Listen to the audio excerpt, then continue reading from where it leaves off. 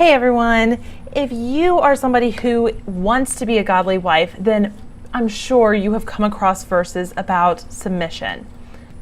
After the fall of man, which started with Eve being deceived, God said that Eve would yearn to be the head, that she would want that position of power, and that has continued to be true. When you add feminist rhetoric to the mix, that only encourages women to continue down this cycle that's really very destructive and is not helpful for the women, the men, or the children. And this is why this needs to stop. God has a different way. He's given us an instruction manual to a healthy, happy marriage. And yes, it involves women submitting. We need to not be domineering, manipulative, or deceptive. These are things that start happening when we follow what the world tells us instead of what scriptures tell us. It's a little tricky though sometimes to understand what does submission actually look like. So I'm giving you 15 specific practical ways, kind of a do this, not that kind of video to help give you some practical ideas of what this really looks like. Before I get going, I want to make a disclaimer that this video is really not about abusive relationships or any kind of extreme situation. Specifically, it's for women to do their part in a godly marriage. I totally never thought that I would do a video like this. I want everyone to know that I do not think that I encompass all of these things. I do not. We do have grace, we do have forgiveness, but that does not mean that we don't strive to live a righteous life and that we ignore God's wisdom because of grace. Okay, guys? So your salvation is secure and all of that, but we still don't want to live with the consequences of sin, now do we? The first one is don't try to control him. Instead, recognize that you are the only thing that you are in control of, so focus on yourself and what you can do. I'm making this one first because I know so often what people start saying is, well, but what about the man? What about him? He's not loving me enough. He's not doing this. Well, you know what? He can go listen to a man talk about that, and you focus on you. Number 2 is to not shut down his ideas, but rather listen to them. Don't assume that men are stupid. They are not. And don't even just listen to his ideas, but if he declares it as what needs to happen for you and your family, and then submit to it as the Bible says, as long as it's, not sin. Number 3, don't blame him for your unhappiness.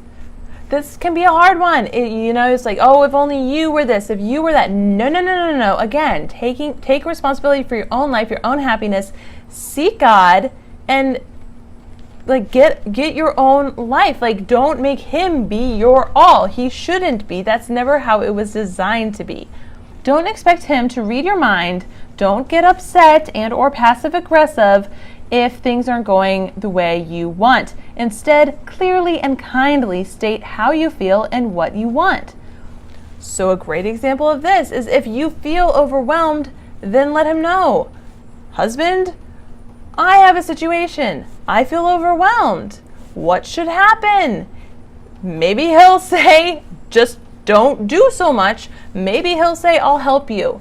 But just calmly let him know what's going on and actually ideally say what you do want. Maybe you do want him to watch the kids so you can go take a shower or whatever. Ask for it. Don't expect that he just magically knows things. Telepathy is not a real thing. Going along with that, don't try to read his mind and become the thought police. If you don't really know where he's at, ask for his reaction. Let him put words to what he is thinking, and then you can respond to something he actually said, not to some likely negative idea that you have about what he's thinking. The next one, don't get heated and crazy emotional. Ask for a timeout, basically. Apologize if you already crossed a line, and then say, hey, I may need to separate for a bit, or ask for whatever you need to get your emotions under control. We are grown women. Let us be empowered to control our emotions. I understand, it is difficult. I'm not the best. Don't assume stereotypical masculine values like efficiency, logic, solution, orientation, or minimizing excess emotion is a bad thing. Instead, be open to having a shorter, less emotional, solution-oriented conversation. And you might as well be naked because your conversation will likely go better that way. Don't call him names. Instead, rein in your tongue and just not say anything. If you don't have anything nice to say, don't say anything. But then in better moments when you're not angry or feeling negative, compliment him. Don't say bad things about him to friends or family. Say nice things about him. If you can't come up with any, then you need to pray about that. Remember, you did marry him. So go back to that, figure out what you've always loved about him. Pray about this if you cannot find things. Don't hold past mistakes against him. Instead, forgive as the Lord has forgiven you. Don't deceive him. Instead, be honest. If you're going to have a challenge submitting to something, then go ahead and bring up in a respectful way what your concerns are. But don't say you're going to do something and then not do it. And don't deceive him by not telling him information. It is just appalling to me when I see some things, and hopefully this isn't too much in the church, but I've definitely seen on TV things that indicate that a woman should even go so far as to pretend she's on birth control when she's not, or get on birth control when he wants a child. This is horrible stuff. That is deceptive and cruel and manipulative and all kinds of wrong, totally unbiblical. But this is true in smaller examples as well. Don't guilt trip him, compare and or criticize him. All of these things can make him feel really inadequate and not good. That's not a treasured wife kind of move. Instead, appreciate and encourage him. And again, if you're having a hard time and you're feeling negative, you need to pray over that and pray that God would help you see him through the way that God sees him. Don't complain and nag. Instead, express gratitude. And if you've been patient and things just are not getting done, perhaps gently ask him again. Remember, tone matters. You can also ask him questions to understand what the holdup is. Ask if there's something you can do to help. I found in my own life that often I don't accomplish something because I don't really know what the first step is. So sometimes you can be a helper, as we are to be to our husbands, by helping identify what that block is to help get over that hurdle. But it all really matters how our attitude is about it. It's going to go off so much better if you coming off kind. Don't overall have a bad attitude and be grumpy. Instead, be pleasant to be around and peaceful. Don't view yourself as your own separate person, but rather view yourself as one with your husband. Your body is his body. This is not feminist world, my body, my choice, even if it's a unborn baby. This is marriage. Always pray for your husband, certainly in any way that he has asked you to pray for him, but also pray for your role as an encourager, that you would be a loving, respectful, and kind wife, and pray that he would be the best Christian husband, dad, employee, person that he can be. We want to have fervent prayer for our husbands because that is the most powerful thing that we can do for them. Now I'm going to give you a couple examples of submission. So here are some big things. Things like career decisions. It drives me bonkers when people act like, oh, well, my career matters just as much as his. No, he is in charge of making those decisions. This is the beautiful thing about submitting, and have somebody who is that CEO. Then you don't have this stalemate between spouses of whose career goes first. And then you don't have you guys warring over each other. You just know, okay, you know what? My career is not the most important thing in life, contrary to what feminism may tell you. Some other career decisions would be about investing in career things, like going back to school or things like that, or moving for a job. Money things like debt, investing, budgets.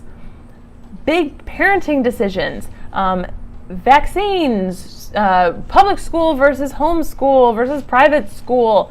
If somebody is going to stay home with the kids, and if so, which person? There can be some other decisions like moving for some non-career related purpose. So what this looks like is not deceiving your partner in any of these areas, not getting grumpy and having a bad attitude about it. not following what he says and submitting, but then complaining to your friends or family. Is not following his wisdom and leadership, but then complaining and then blaming him if something doesn't go quite as expected. Some examples of submitting in some small things is with your body, your clothing, stuff like that. I'll go so far as to say, if your husband doesn't want you to cut your hair super short, don't do it. Don't play you're just stupid, you just don't know fashion, everybody's doing it. Yeah, a lot of people are cutting their hair really short and it looks like a guy, okay? And likely your husband doesn't like it. So don't do it. If he's cool, then he really, doesn't care, or he does think it's nice, fine. But if that's a problem for him, don't play the it's my hair card, because it's not. Your bodies have become one. You are one unit. So it is not about your decisions. And another one that I have not followed always is if he says, I don't want you hanging out with somebody, don't do it. This is especially true if you're talking about, somebody from an opposite sex, not it's fine, we're just friends, it's cool, I'm hanging out with my ex-boyfriend. First off, that's not. Second off, especially if he says don't do it, don't do it. But then also with friends that are bad influences or things like that, trust his wisdom. Additionally, it can be kind of smaller parenting decisions. My daughter is super tricky when it comes to bedtime. And so I tend to be like, can we just leave the light on? But, he was like, no, that's really bad for her sleep, blah, blah, blah. Don't do that. And I think, I don't know if I handled it super well, but I kind of did that where I wasn't going to deceive him. And so I kind of talked about, well, this is my concern. This is what happens, and try to work through that. And if he says, whatever, just your call, then it's my call. But on those things that he just says, no, I don't want her, doing this or that, I need to just follow that and then not deceive him. So those are all my tips. This ended up being a lot longer than I intended, but men, I'd love to hear, do you think that this sounds like good biblical submission and this would create a really good marriage, at least on the part of what the woman is doing?